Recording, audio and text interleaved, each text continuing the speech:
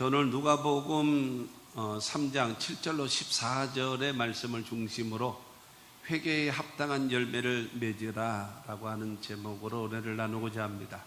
한번 따라 하시면 좋겠습니다. 회개에 합당한 열매를 맺으라. 여러분, 회개에 합당한 열매, 성도에 합당한 열매, 응답받은 사람으로서의 합당한 은혜, 직분자로서의 합당한 여러분 열매를 맺으며 살아갈 수 있는 우리 모두가 되기를 주의 이름으로 축원합니다. 사자성어 가운데 여러분 유명무실이라는 말이 있잖아요. 유명무실. 있을유 이때요. 뭐가 있는가 하면 그 이름 명이죠. 이름 명. 그런데 없을무, 그 다음에 열매실입니다. 이름은 있는데 열매가 없다라는 거예요. 직분은 있는데 그야말로 그에게 아무 열매가 없고 가치가 없다라고 하는 것입니다. 여러분, 유명, 유실 하면 얼마나 좋겠어요. 근데 혹시 무명일지라도 유실 하면 얼마나 좋겠어요. 근데 유명해요. 살아있단 말이에요. 그런데 아무 열매가 없어요. 그럼 뭐가 되어지는가요? 쓸모없다라는 거죠. 쓸모없는 존재가 돼서는 안 된다라고 하는 거죠. 그렇지 않겠어요? 우리 모두 여러분 쓰임받는 자 되어지고 하나님 앞에 여러분 인정받아야 되지 않겠습니까? 하나님 앞에요. 인정받을 수 있는 유명무실한 교회가 된다면, 유명무실한 성도가 된다면, 유명무실한 우리 모두의 삶의 모습이 되어진다면 하나님 실망하지 않으시겠어요? 그렇지 않겠습니까? 우리 모두 여러분 하나님이 인정할 만한, 그래서 오늘 말씀이 뭐예요? 그 회개에 합당한 열매를 맺으라. 합당한, 그러니까 너에게 맞는, 신앙에 맞는, 인격에 맞는, 이름에 맞는 그런 열매 맺는 삶이 되어져야 할 것이다 라고 하는 겁니다. 제가 자주 하는 말씀 중에 하나가 주어진 권위, 그 다음에 획득된 권위가 있잖아요. 목사라고 하는 주어진 권위, 장로나 권사라고 하는 주어진 권위, 그 주어진 권위를 갖고 횡포 부리면서 살아가면 되는 것이 아니라 획득된, 역시 우리의 모습, 우리의 직분을 보고 나서 모든 사람들이 인정하는, 목사는 당신 같아야지요, 장로는 당신 같아야지요, 권사는 당신 같아야지요 라고만 되어진다면 얼마나 좋겠어요. 하나님 앞에 여러분 그렇게 인정받을 수 있는 우리 모두가 될 수 있게 되기를 주님의 이름으로 축원합니다. 중요한 것은 우리가 그런 열매가 나타나지 않고 변화가 나타나지 않으면 안 된다라는 거죠.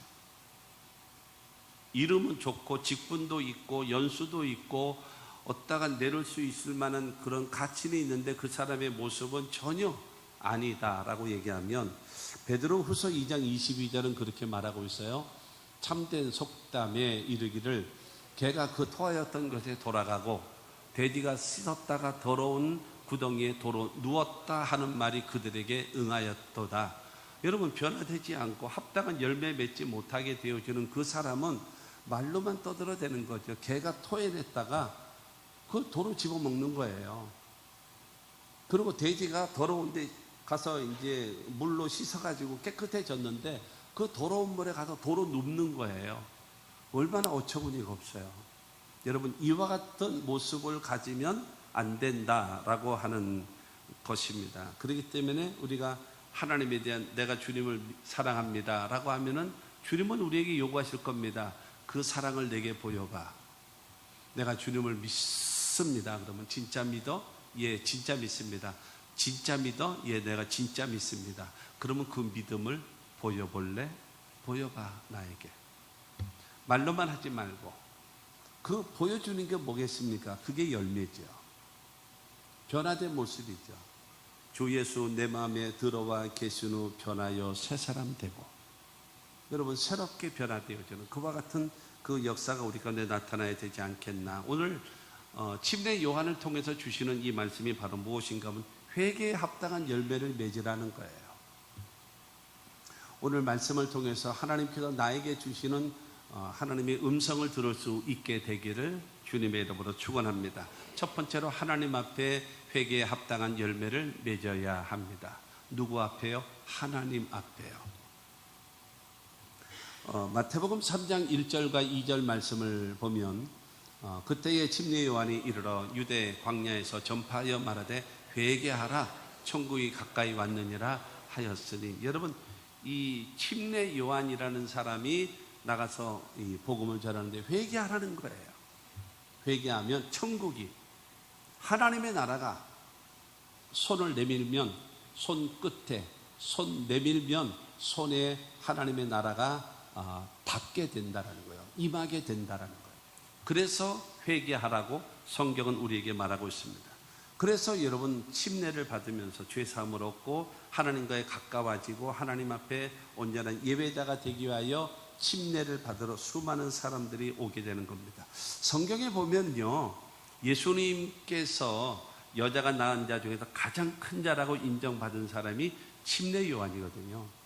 근데 사실은 구약 시대에 그 수많은 선지자라든가 있잖아요. 대표 선수로 얘기할 수 있는 사람은 엘리야 아닙니까? 엘리야는 그야말로 3년 6개월 동안 비 오지 않도록 기도하며 하늘이 닫혀버렸어요. 그래서 3년 6개월 동안 비도 이슬도 내리지 않아요. 그 다음에 갈멜산 제단에서 바알과 아세라에 850명, 그 다음에 엘리야 혼자 해서 850대 1로, 그 다음에 그러니까 바알이 하나님이냐 여호와가 하나님이냐 대결을 하자라고 할 때에 하늘에서 불이 떨어지게 만들었던 위대한 선지자, 그가 바로 엘리야거든요. 그리고 그 역사를 나타내 보여주고 바알과 아세라의 선지자 450명, 400명, 그래서 앞에서 850명을 전부 다 목을 칩니다. 그런 다음에 하나님 앞에 기도했더니 3년 6개월 동안 비 오지 않았던 그곳에 비가 쏟아지게 만들었던 그 엘리야였지만 그 엘리야는 아무 열매가 없었어요. 열매는 누가 하나 믿었는가? 엘리사 하나.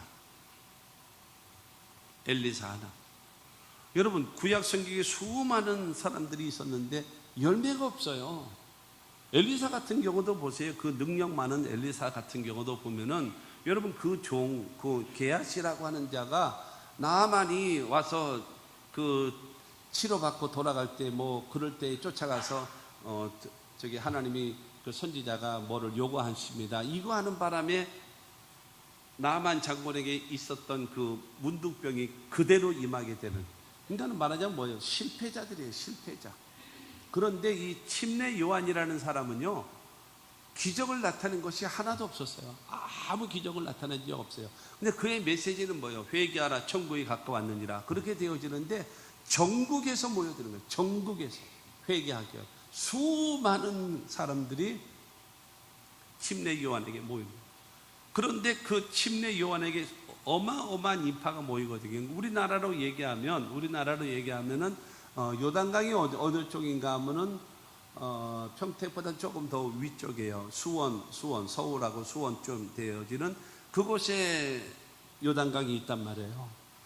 그렇게 되어지는데 그 침례 요한에게 침례를 받기 위해서 저 포천이라든가 저 경기도 위쪽 제일 꼭대기서부터 시작해서 저 땅끝마을 전라도 해남에서 아니면 저 부산에서 다 모이는 거예요.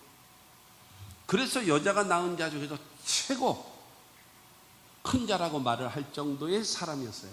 그럼에도 불구하고 이 침례 요한이 말합니다. 나는 쇠하여야 되겠고 그는 흥하여야 하리라 하면서 자기에게 오는 자들을 누구에게 소개해요?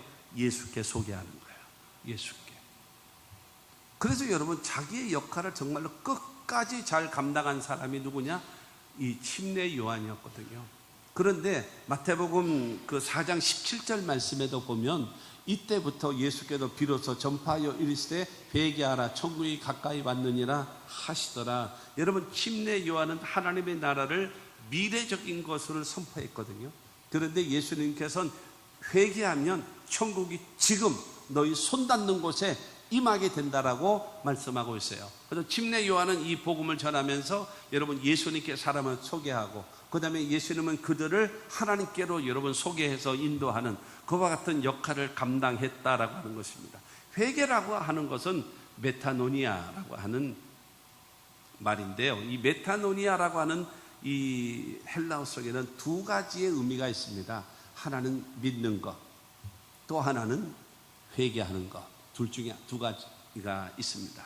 그래서 예수를 믿고 하나님을 믿고 섬기는 바로 그와 같은 믿음과, 또 하나는 바로 무엇인가 하면 하나님 앞에 회개해서 구원받는 것을 말하는 것입니다. 요한복음 3장 17절 말씀을 보면 하나님이 그 아들을 세상에 보내신 것은 세상을 심판하려 하심이 아니요 그로 말미암아 세상이 구원을 받게 하려 하심이라. 하나님이 보내신 예수 그리스도가 우리의 죄를 담당하고 저주를 담당하고 병을 담당하고 죽음을 담당하고 영원한 멸망을 담당하고 십자가 못 박혀 죽으셨다가 사흘 만에 부활하신 그 예수를 믿는 자들마다 심판을 받지 아니하고 영생을 얻고 생명을 얻을 수 있는 그와 같은 길을 우리에게 허락해 주셨음을 믿으시기를 바랍니다. 그러므로 하나님 아들 예수 그리스도를 나의 구주로 여러분 내가 믿고 영접하는 자에게 주님께서는 여러분 저와 여러분들에게 영생과 천국의 여러분 은혜를 베풀어 주시는 겁니다. 평택에서 서울을 가는 길은 여러 가지가 있습니다. 경부고속도로로 가는 길도 있고 저 의왕 쪽으로 가는 이 오성 되어진 새로운 이 고속도로도 있고 저 서해안 그로에서 올라가는 경우도 있고 뭐 일본 국도로 올라가는 수도 있고 기차 타고도 가고 여러 방법 여러 길이 있어요. 그러나 천국 가는 길은 예수밖에 없어요.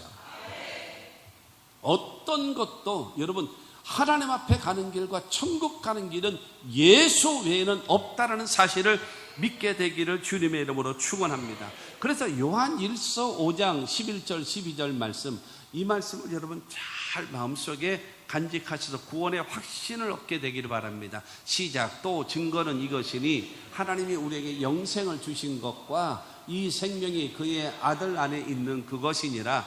아들이 있는 자에게는 생명이 있고 하나님의 아들이 없는 자에게는 생명이 없느니라. 여러분 하나님이 우리에게 뭘 줘요?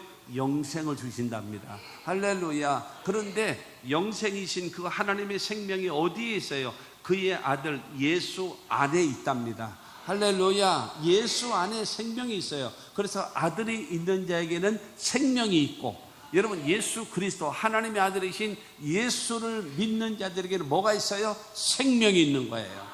그렇기 때문에 여러분 예수를 믿는 자에게는 생명이 있고, 그 다음에 그 생명이 예수 안에 있고, 그 다음에 예수를 믿는 자에게 하나님께서 우리들에게 영생을 주시는 겁니다. 그러나 하나님의 아들을 없는 자, 하나님의 아들을 믿지 않은 사람들에게는 뭐가 없는가 하면은 생명이 없단 말입니다. 그러므로 여러분 하나님과의 관계 속에서 이와 같이 여러분 올바른 관계, 회개에 합당한 열매를 맺으며 살아가려면 하나님을 믿고 그 다음에 예수 그리스도를 믿으면 하나님과의 관계가 바르게 되어져서 회개에 합당한 열매 맺은 하나님의 사람인 줄로 믿습니다.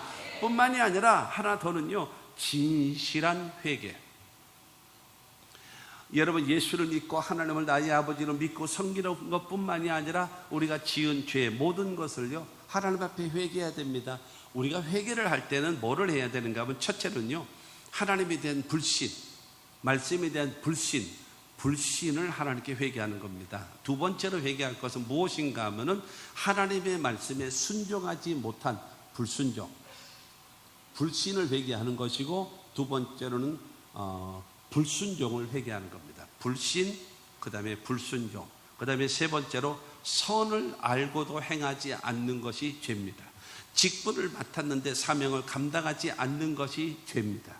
우리들은 죄라고 하는 개념을 어떻게 지고 있는가 하면은 하지마, 도둑질 하지마 라고 했는데 이 하지 말라고 하는 거에 대해서 대단히 우리는 관심을 가지고 민감하거든요. 여러분 그것이 아니에요. 구원받은 저와 여러분들에게요, 우리가 신경 써야 할 일은 바로 무엇인가 하면 내게 주신 직분과 사명을 감당하며 살아가는 것이 더 중요한 것입니다. 그러므로 여러분 저와 여러분들 믿음을 갖고 순종하며 살아갈 수 있는 로마서 4장 5절이죠. 이를 아니했을지라도 경건하지도 아니한 자를 믿는 그의 믿음을, 의롭다 하신 이를 믿는 그의 믿음을 의로 여기시나니 라고 얘기했어요. 우리가 경건하지 않아요. 그리고 우리가 선을 행하지도 않았어요. 그럼에도 불구하고 의롭다 하시는 그 예수를 믿는 자들에게 그의 믿음을 의로 여기시고 우리를 구원의 역사를 베풀어 주시는 겁니다.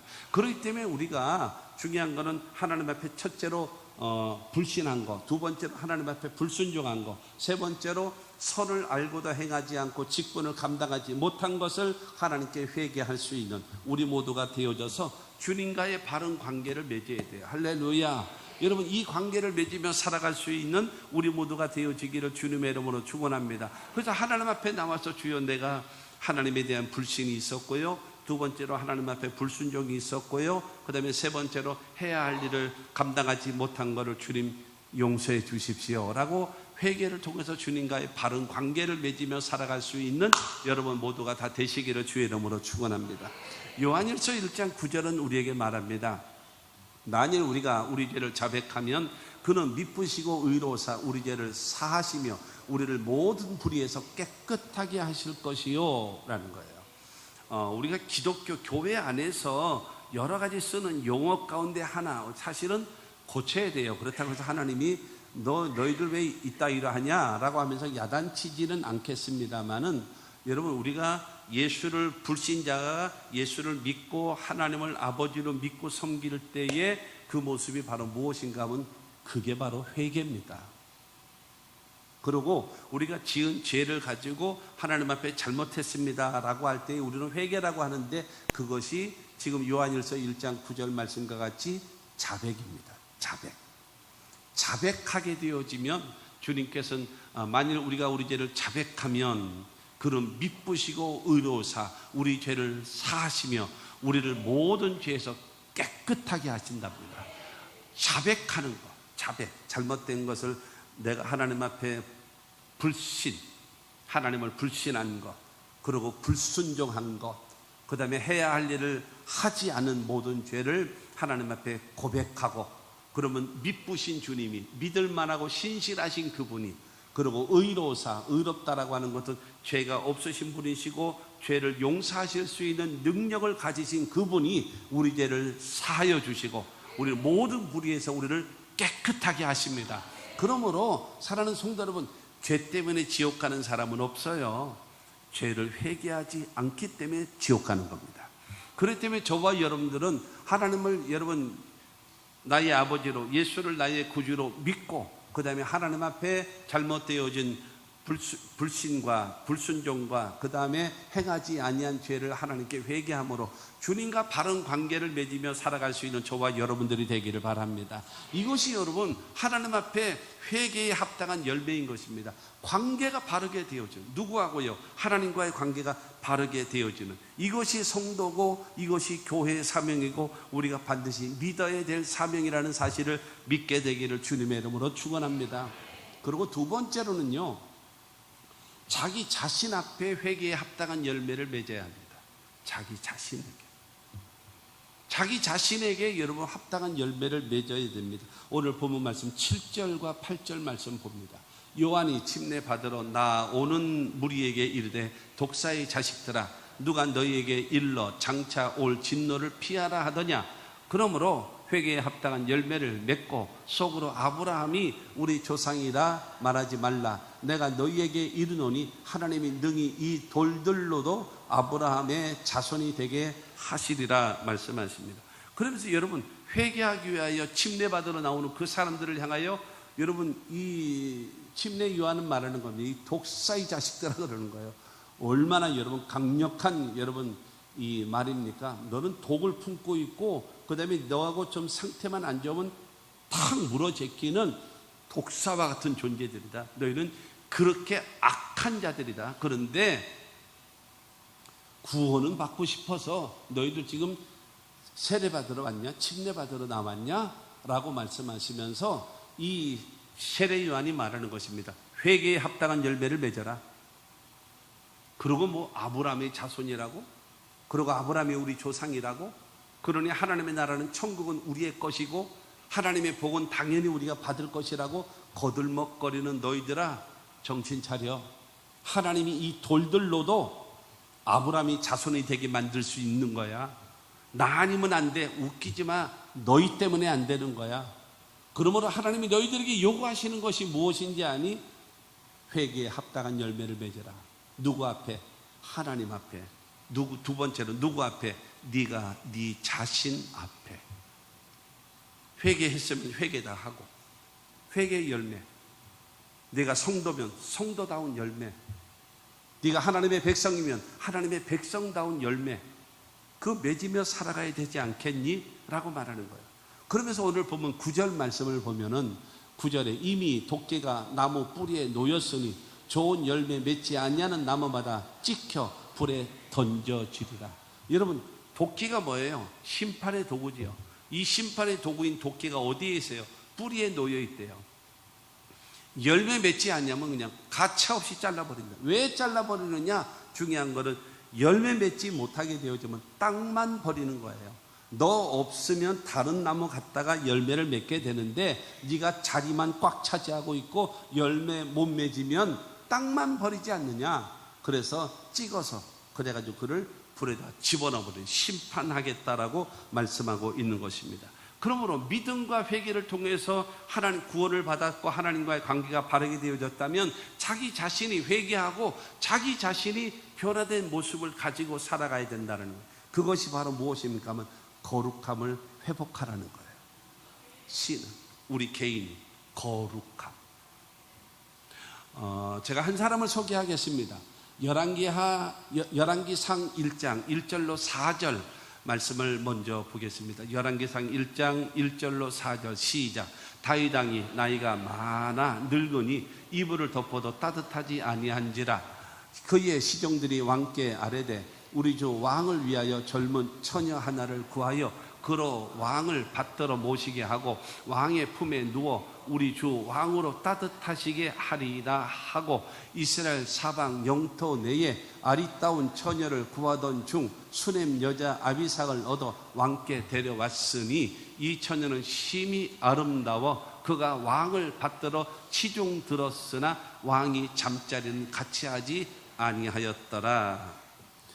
다윗이라고 하는 그 이스라엘의 왕, 하나님 마음에 합한 자라고 말하는 이 다윗이라는 사람이 죽기 전에 해결해야 될 일이 있어요.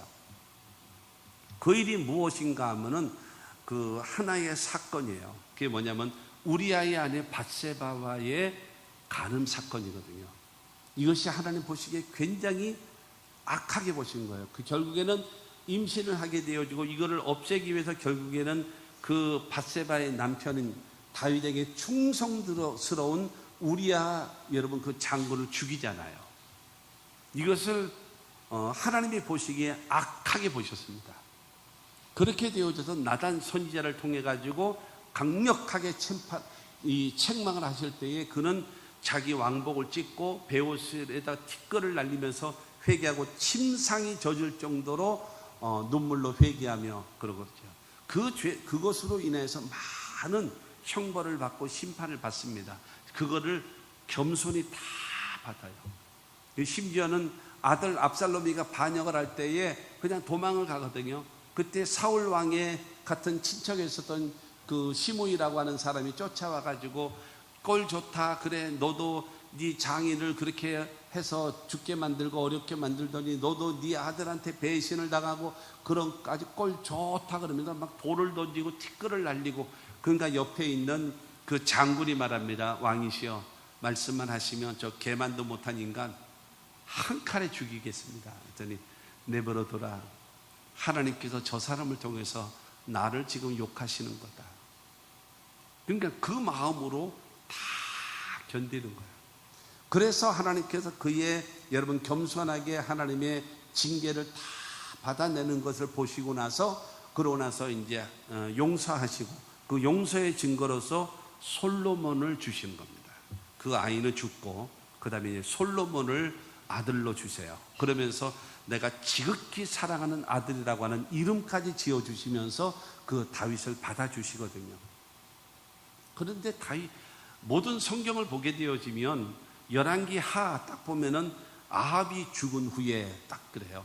여호수아를 보게 되어지면 모세가 죽은 후에 이렇게 나와요. 그러니까 뭐냐면 성경이 열리면서 한 세대가 지나고 한 세대가 열리는 거예요. 이렇게 성경은 기록되거든요. 그런데 열왕기상으로 1장으로 딱 넘어왔는데 다윗이 나이 많아 늙으니 이게 나오는 거예요.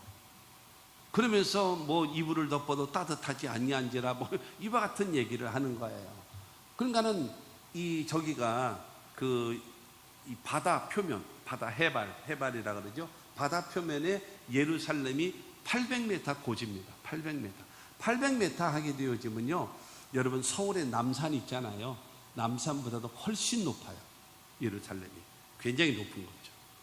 그러니까는 이 더군다나 중동 지역에는 낮과 밤의 기온 차이가 30도에서 40도의 기온 차이가 납니다. 그리고 이제 다윗이 나이가 많아서 70이 됐습니다. 30살에 유대 나라의 왕이 되거든요. 사울이 죽은 다음에 유대 나라의 왕이 되어지고 7년 동안 그 유대 나라의 왕으로서 있다가 이스라엘이 통합이 되어지면서 통합 이스라엘이 왕이 되어집니다. 그래서 37살에 그 다음에 33년 동안에 그 통합 이스라엘의 왕이 되어져서 40년 동안 왕으로서의 통치를 해요. 그러고 나서 70이 돼서 죽는 겁니다. 그런데 이제 그래서 나이가 많고 병이 들고 맨날 전쟁하러만 다니고 이렇게 하다 보니까는 많이 아픈 거예요. 그런데 이 부하들이 어떻게 여겼는가 하면은 지금처럼 뭐 보일러 시설이 된다든가 난로가 있다든가 이런 상황이 아니기 때문에 그래서 이스라엘 내에서 아리따운 처녀 아이를 그렇게 구해서 그 다음에 후궁으로 삼고 그 다음에 그를 왕의 품에 이불 속에 넣어주면 그를 꼭 끌어안고 자게 되어지면 따뜻한 체온이 전달되어짐으로 인하여 왕이 편안히 주무시지 않겠나. 이 성경이 뭐 이런 뭐 포르노 영화예요? 뭐예요? 이렇게 얘기할 수 있을는지 모르겠습니다만은 그것이 아니라 여러분 다윗이라는 사람이 마지막까지 그의 경건함을 잃어버리지 않고 올바른 신앙의 사람이 죽을 때까지 이와 같은 신앙을 가졌던 것을 열왕기상 1장을 시작하면서 그거를 부각시켜 주는 거예요. 그렇게 되어지면서 하나님이 내 마음에 합한 자라고 인정받는 다윗은 이런 사람이다 라고 제시해 주는 것이 지금 열왕기상 1장 1절로 4절 말씀이에요. 그래서 수넴 여자 아비삭이라고 하는 여인을 얻었어요. 그런데 이 수넴 지역에는요 굉장히 그 아리따고 미인들이 많이 있었는가 봐요. 그러니까 미스 월드를 하게 될지라도 어느 지역인가 하면 저 중남미 지역 그리고 특히 이제 어쨌든 중남미 지역 그 지역에 세계적인 그 미인들이 많이 있는 것 같아요. 미스 월드 해서 그 이제 베네수엘라 지역 그 지역 같은 데가 많이 있더라고요. 많이 그 미스 월드가 많이 되더라고요. 그렇게 되어지는데 수넴 여자 아비삭이라고 하는 여자를 얻었어요. 근데 성경은 뭐라고 얘기하는가 하면 심히 아리따운 여자라고 말하고 있어요. 그래서 이 아비삭의 역할은 바로 무엇인가 하면 다윗의 후궁으로서 그래서 그 다윗을 위해서 먹을 것과 마실 것과 그 다음에 잠자리와 모든 것을 수종을 들어줘요. 그리고 그가 할 일은 무엇인가 하면 밤에 그 다윗과 함께 잠을 자는 거예요. 그렇게 되어지는데 성경은 뭐라고 말하고 있는가 하면은 왕이 잠자리는 같이 하지 아니하였더라 라고 말하는 거예요. 그와하고 성적 관계를 하지 않았다라고 말하고 있지를 않고 여러분 잠자리도 같이 누워서 자지도 않았다라고 말하는 거예요. 그것이 바로 무엇인가 하면 다윗의 회개의 진정성, 죽을 때까지의 경건함, 죽을 때까지 하나님을 경외하는 신앙, 그것을 가진 사람이 다윗이다 라고 성경은 제시해 주는 거예요. 할렐루야. 그렇기 때문에 여러분 이와 같은 하나님의 사람으로서의 이 진정한 회개의 모습, 진정한 경건한 모습, 진정으로 하나님을 섬기는 사람으로서의 자기 자신의 회개에 합당한 열매를 맺으며 살아가는 사람들이라는 겁니다. 여러분 이 교회 안에 보면은 교인이 있는가 하면은 신자가 있습니다. 교인은 초신자고 그리고 교회만 다니지 은혜를 받지 못한 사람이 교인입니다. 그런데 이제 신자들이 있어요. 은혜가 충만하고 구원받았고 성령 충만하고 말씀대로 살아가는 사람이 있어요. 그런데 중요한 거는 다 그런 건 아닙니다만 이 교인들 가운데 잘못된 삶을 살아갈 때가 많아요. 뭐 술을 먹는데 동참한다든가 죄를 짓는 일에 동참한다든가 이런 일을 동참하게 되어지면 사람들이 볼 때에 저 사람은 초신자라서 그래, 교인이라서 그래, 신자가 아니고 이렇게 구별하는 것이 아니라 성도들이 왜 저래? 이러는 거예요. 성도들이 왜 저래? 라는 거죠. 교회도 마찬가지입니다. 여러분 그렇지 않아요? 제가 누누이 말씀드립니다만 교회 주일날 이게 수송을 하는데 이제 교회 차가 1호차, 2호차, 3호차 하면서 돌잖아요. 돌게 되어질 때에 뭐 하지 말라고요? 크락션 누리지 마라. 사람 피케라고. 두 번째로 신호 위반하지 마라. 세 번째로 난폭 운전하지 마라. 뭐 과속하지 마라. 왜? 그거를 보는 순간 당장 욕하거든요. 누구를 욕해요? 교회를 욕하는 거예요. 그렇기 때문에 여러분 우리가 성도된 모습, 그 다음에 교회에 대한 모습으로서 세상 사람들 앞에 욕먹는 대상이 되어져서는 절대로 안 될 것이다라는 거예요.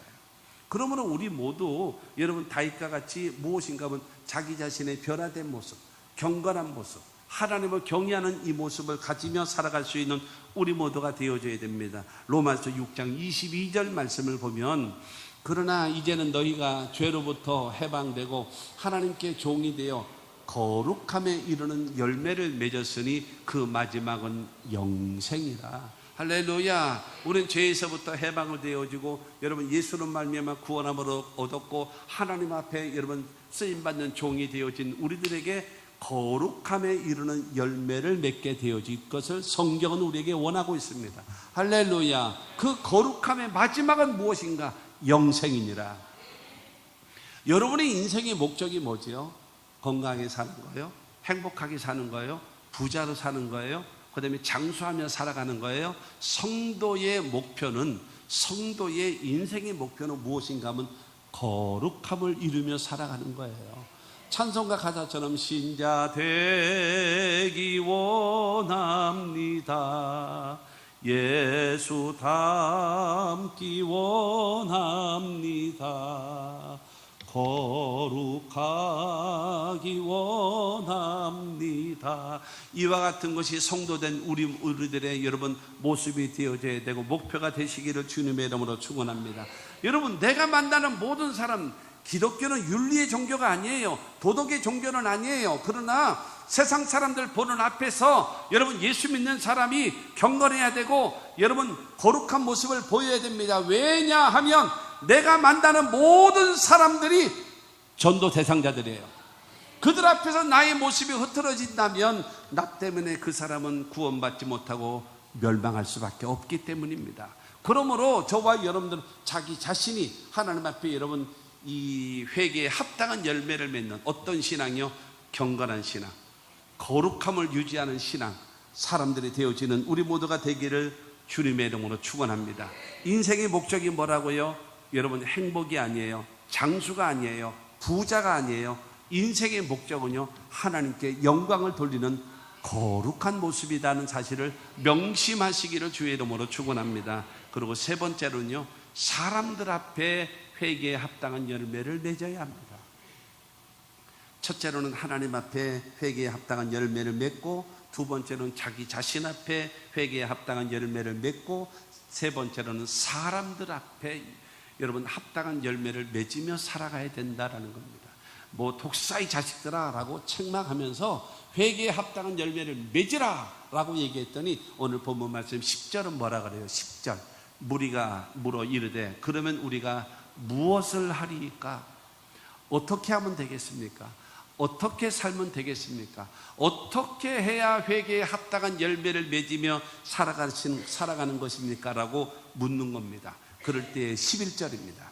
11절 말씀을 보면 시작. 대답하여 이르되 옷 두 벌 있는 자는 옷 없는 자에게 나눠 줄 것이요 먹을 것이 있는 자도 그렇게 할 것이니라 하고, 먹고 살만한 사람들이라면 선을 베풀고 나누어 주는 자, 베풀어 주는 자가 되라. 그것을 말하고 있습니다. 있는 자는, 옷이 두 벌이 있느냐? 옷이 없어서 떨고 있는 사람에게 주라. 왜냐하면 낮에는 그렇게 덥지만은 밤에는 춥거든요. 많이 추워요.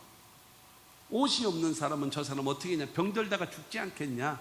옷이 2벌이 있거든. 나누어줘라. 네가 먹을 것이 좀 남아있느냐? 그러면 배가 고파서 잠을 자지 못하는 저 사람 먹을 거를 주면 좋지 않겠냐?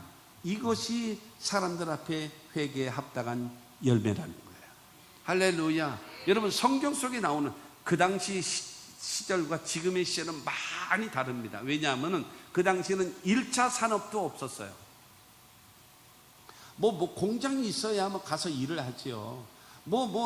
스타벅스가 있어야 가서 아르바이트라도 하지요.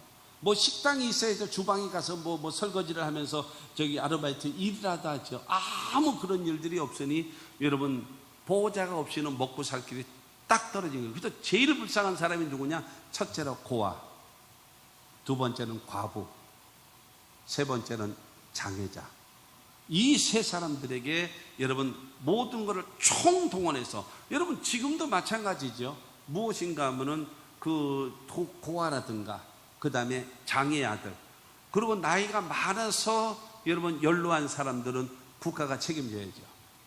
그러면서 여러분 지원해줘서 살 수 있는 길을 열어줘야 되지 않겠습니까? 예수 믿는 여러분, 경주의 최신의 그 부잣집은 그랬잖아요. 우리 동네에서 사방으로 심리 안에 굶어 죽는 사람이 없게 하라. 그건 말이 안 된다. 굶어 죽을 만한 사람이 있으면 가서 쌀을 갖다가 팔아서라도 줘라. 그래서 그 사람들을 먹고 다시 일할 수 있는 기반을 만들어 주지 않겠느냐. 이것이 예수 믿는 사람으로서의 사람들 앞에 회개에 합당한 열매라는 겁니다. 우리나라는 5,000년 역사 가운데 정말로 가난하게 살았잖아요. 1970년대만 하더라도요, 기억하십니까? 1970년도에요 여러분, 북한이 우리나라보다도 3배를 잘 살았어요. 3배. 그리고 필리핀 같은 나라가요, 우리나라보다도 7배를 잘 살았습니다. 그 정도의 나라였어요. 세계에서 여러분 꼴찌에서 3번째입니다. 우리나라가. 방글라데시, 에티오피아, 이 나라는 지금도 꼴찌예요. 그런데 꼴찌에서 3번째인 대한민국은 세계에서 여러분 10손가락째 안에 들어가는 대한민국으로 발전되어진 거예요. 이렇게 되어졌거든요. 그러니까 너무나 우리가 5,000년 역사 가운데 가난과 굶주림에 허덕이며 살아왔어요.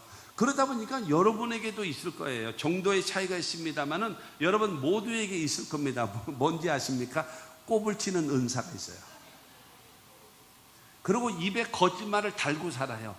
돈 좀 있어? 없어. 일단은 없어로 가는 거예요. 없어. 왜? 달래면 있다 그러면 뺏길까 봐요. 왜냐하면 워낙 우리가 살면서 빼앗기고 살다 보니까는 일단 있냐 그러면 없어요 그러는 거예요. 그리고 있으면 전부 다 꼽을 쳐놔. 그래서 전부 다 이제 다락에다 꼽을 쳐놓고 꼽을 쳐놓는 은사들이 있어가지고, 그러나 하나님의 사람들은 바로 무엇인가 하면 어렵고 힘들고 고통당하는 사람이 뭐 하라는 거예요? 주라는 거예요.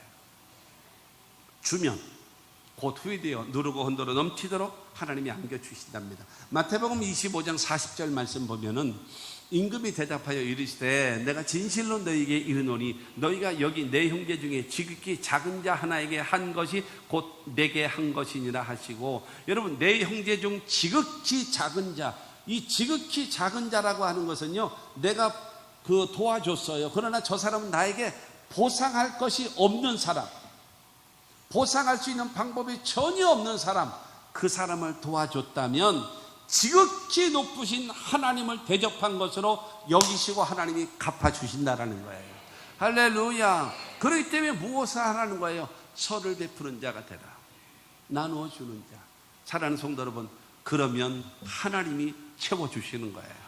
그래서 우리 교회 같은 경우도 하나님께서 주시는 교회의 재정의 11조를 선교하잖아요. 그래서 이게 재개발되어져서 이제 건축되어지고 그런 다음에, 그래서 지금 필리핀에 6개 교회를 우리가 건축하지 않았습니까? 그렇게 되는데 이제 재개발돼서 교회를 다시 새롭게 짓게 되어지면 그때는 10%를 다시 구제를 더 추가해서 그 다음에 지역사회에 기여하는 일에 더욱더 돼서 하나님의 복음을 증거하는 일에 앞장설 수 있도록, 왜냐하면 소금의 역할, 빛의 역할을 교회가, 성도가 해야 되겠기 때문이다라는 겁니다.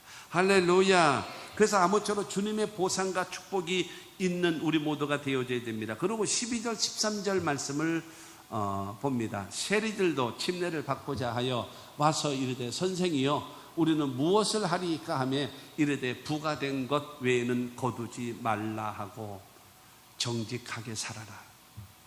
진실하게 살아라.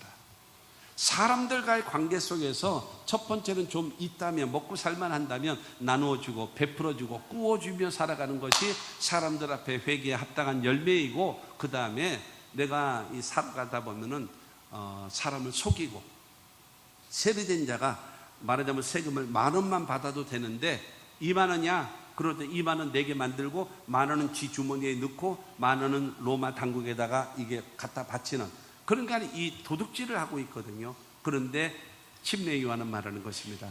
정직하게 살아라. 진실하게 살아라. 다른 사람 피눈물 나게 하지 말고 진실하고 정직하게 사는 자가 되어질 것을 성경은 말하는 겁니다. 직위를 이용해서, 권력을 이용해서 다른 사람을 찍어 눌리고 그 다음에 너의 유익을 위하여 살아가는 그런 태도와 자세는 올바르지 못하다라는 겁니다. 삭개오가 누가복음 19장 8절을 통해서 말하기를 여짜오되 주여 보시옵소서.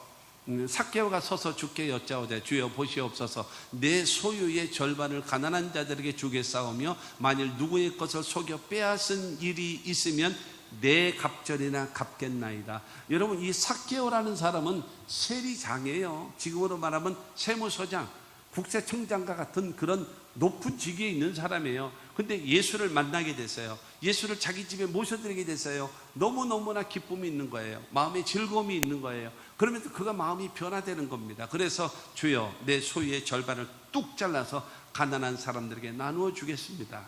그리고 또 하나, 이것을 모으기 위해서 직위를 이용해서 다른 사람의 것을 강제로 빼앗은 일이 있다면 내가 내 갑절로 갚겠습니다. 10,000원을 저 사람을 손해를 입혔다면 내가 40,000원으로 내가 갚아주겠습니다. 여러분, 재산 절반 잘라내고 그 다음에 남의 것을 이게 직위를 이용해서 빼앗은 것에 대해서 4배나 보상하게 되어지면 어떤 일이 생겨날까요? 삭개오는 파산하는 거예요. 진정으로 바로 무엇인가 하면 진실하게 살고, 여러분 거룩하게 살고 하나님의 백성답게 살기로 그가 다짐한 모습, 그것이 바로 무엇인가 하면 사람들 앞에 정직한 그와 같은 모습, 진실한 신용을 지킬 줄 아는 그와 같은 모습을 가지고 살아가야 된다라고 하는 것입니다. 이 얘기에서 전에 이제 소용돌이가 좀 없지 않아 있었습니다만은, 남의 돈 빌려 썼다면 갚으십시오. 남의 돈 빌렸으면 갚으셔야 합니다. 예수 믿는 사람이 신용을 지키지 않으면 안 돼요. 세 번째로는 오늘 본문 마지막 14절 말씀을 보면 군인들도 물어 이르되 우리는 무엇을 하리이까 하며 이르되 사람에게서 강탈하지 말며 거짓으로 고발하지 말고 받는 급료를 족한 줄로 알라 하니라. 있는 바를 족하게 여기라. 그리고 네가 맡겨진 일에 성실하게 일하는 자가 되라 라고 말하고 있습니다. 내가 없다고 해서 남의 그들 직위를 이용해 가지고 어떻게든 빼앗아 가려고 하는 그런 태도와 자세는 올바르지 못하다. 내가 받는 것에 작을지라도 족한 줄 알고 거기서 절약하면서 살라. 여러분, 이러한 태도와 자세는 대단히 중요합니다. 직장 생활하시는 여러분, 남편이 직장 생활하시는 여러분, 무엇을 해야 되는가? 아내 된 자는 절대로 돈 없다고 아이고 쥐꼬리가 당신 월급보다 더 굵었어, 이런 말 하면 안 됩니다. 아내 된 자가 직장 생활하는 사람에게 여러분 월급을 이것도 월급이라고 타오냐라고 여러분 바가지를 긁게 되어지면 그 남편은 반드시 부정을 저지르고 반드시 뇌물을 받게 되어지고 결국에는 감옥에 들어갑니다.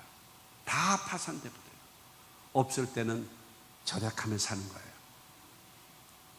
정도의 차이가 있겠습니다만은 없으면 조금 덜 먹고 좀 덜 쓰고 그렇게 하면서 살아갈 줄 알아야 돼요. 그러면서 하나님의 도우심을 여러분 구할 줄 아는 신앙과 믿음이 되어져야 한다라고 하는 사실을 기억하시고, 여러분 내 주어진 일에 감사하며 사시고, 그 다음에 나의 직분과 사명을 잘 감당하며 살아가는 우리 모두가 되어져야 할 것입니다. 잠언서 3장 3절과 4절 말씀을 보면 인자와 진리가 내게서 떠나지 말게 하고 그것을 내 목에 매며 내 마음판에 새기라. 그리하면 내가 하나님과 사람 앞에서 은총과 귀중히 여김을 받으리라. 인자와 진리. 인자라고 하는 것은 너그러운 마음이에요. 인자라고 얘기하는 것은 긍휼히 여기는 마음입니다. 그러나 진리라고 하는 것은 원칙, 법을 말합니다.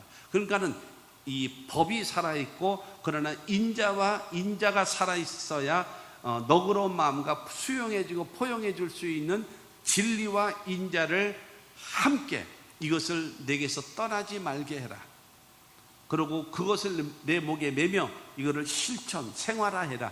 그리고 그것을 내 마음판에 새기라. 항상 잊어버리지 말고 항상 인자함과 진리와 인자함 두 가지를 항상 병행하면서 살아가라. 그러면 내가 하나님 앞에도 그리고 사람 앞에도 은총과 귀중히 여김을 받을 것이다 라고 성경은 말씀하고 있습니다. 믿으시기를 주님의 이름으로 축원합니다. 올바른 대인관계를 맺으며 살아가는 것, 이것이 바로 무엇인가 하면 사람들 앞에 회개에 합당한 구원받은 사람으로서의 성도된 모습으로서의 올바른 태도와 자세다라고 하는 사실을 믿으시기를 바랍니다. 결론으로 말씀드리면 요한복음 15장 16절 말씀 시작. 너희가 나를 택한 것이 아니요 내가 너희를 택하여 세웠나니 이는 너희로 가서 열매를 맺게 하고 또 너희 열매가 항상 있게 하여 내 이름으로 아버지께 무엇을 구하든지 다 받게 하려 합니다. 할렐루야. 하나님이 우리를 택해 주셨어요. 왜 우리를 택해 주셨는가? 나가서 열매 맺으며 살아라. 열매 맺으며 살면 너희가 항상 열매가 있을 것이고, 그 항상 열매 가운데 살면서 나한테 구하면, 나한테 요구하면, 나한테 기도하면 내가 항상 너에게 줄 것이다. 누구에게요? 열매 맺으며 살아가는 사람에게 하나님께서 응답하시는 거예요. 성경의 법칙은요, 있는 자에게는 더 주고 없는 자에게는 있는 것까지 뺏어버리는 겁니다. 그러므로 우리는 하나님과 사람 앞에서 은총과 귀중히 여김을 받으며 살아가야 될 것입니다. 열매 맺는 사람에게 하나님께서 필요한 모든 것을 더 주신다라고 말씀하고 있습니다. 오늘의 제목이 무엇입니까? 회개에 합당한 열매를 맺자라고 하지 않았습니까? 그러므로 저와 여러분들은 첫째가 하나님 앞에 회개에 합당한 열매를 맺어야 합니다. 어떻게 해요? 여러분, 메타노니아라고 하는 이 말은 첫째로는 예수를 믿고 하나님을 믿고 섬기는 것이고, 그 다음에 하나님 앞에 불순종, 그 다음에 해야 할 일을 하지 않았던 이 모든 죄를 하나님께 회개하면서 하나님과의 바른 관계를 맺으며 살아가는 여러분 신앙이 되어져야 될 것이고, 할렐루야. 두 번째로는 여러분 자기 자신 앞에 회개에 합당한 열매를 맺어야 되는데, 그것이 경건함, 거룩함, 진실함, 이것을 잃어버리지 말고 살아가는 신앙과 믿음의 사람이 되어져야 합니다. 할렐루야. 여러분, 이와 같은 자기 자신 앞에 전혀 부끄러움 없이 진실하고 거룩한 모습. 세 번째로는 여러분, 사람들 앞에 회개에 합당한 열매를 맺으며 살아가기를 원하고 있습니다. 있는 자는 나누어 주고 정직하게 살고 있는 바를 족하게 여기고 자기의 사명을 최선을 다하며 살아가는 것, 사람들 앞에의 성도의 모습입니다.